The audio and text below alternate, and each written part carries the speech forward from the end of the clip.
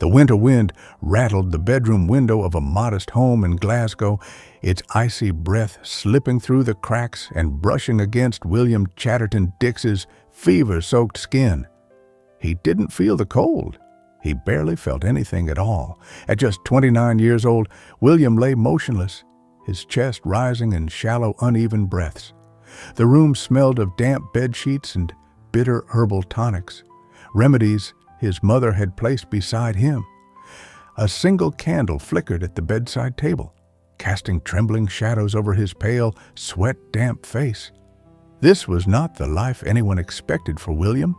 He had been born in 1837 in Bristol to John and Susanna Dix, a quiet, ordinary childhood, the kind where nothing thrilling happens except the steady shaping of a gentle soul. His father had been a surgeon out of necessity, but a writer out of passion.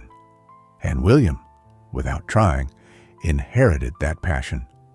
Still, he took a different path, insurance manager in Glasgow, a tidy desk, a steady job, long hours, good tea breaks, and the modest pride of closing a big insurance deal. He liked ordinary. He expected ordinary. But God had something else in mind. Now William's ordinary life had come to a crashing halt. The sickness struck suddenly, violent, merciless. His heart pounded like a distant drum in his ears. His mouth was dry, the taste of metal lingering with every labored breath.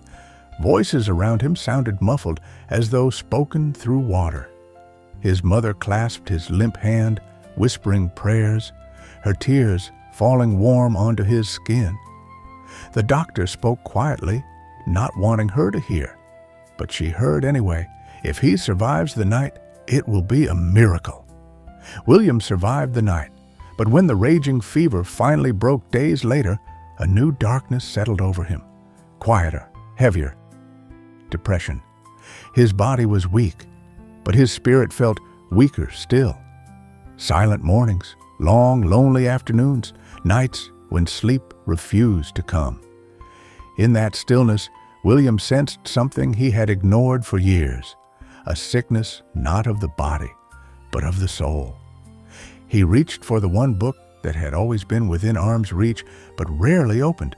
Page by page, the words began to work their way into him, words of hope, of purpose, of humility, of Christ.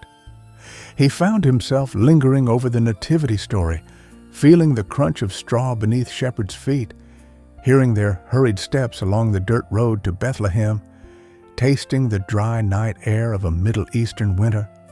Slowly, gently, a spiritual awakening began.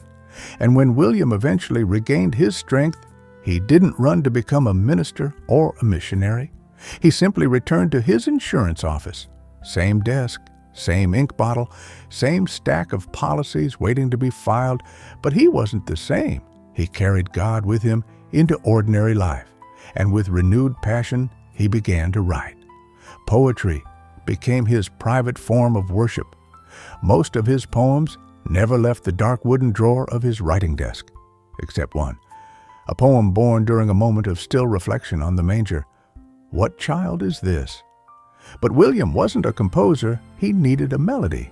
He searched among familiar tunes until he found a haunting English melody, beloved, elegant, unforgettable.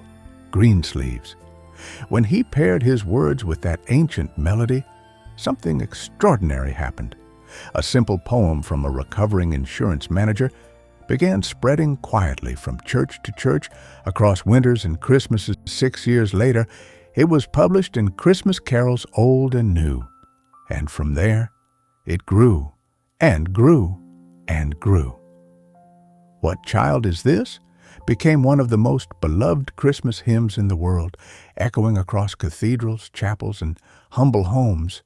A carol born not from success, but from suffering, not from triumph, but from illness, not from a musician, but from an ordinary man trusting God in an ordinary life.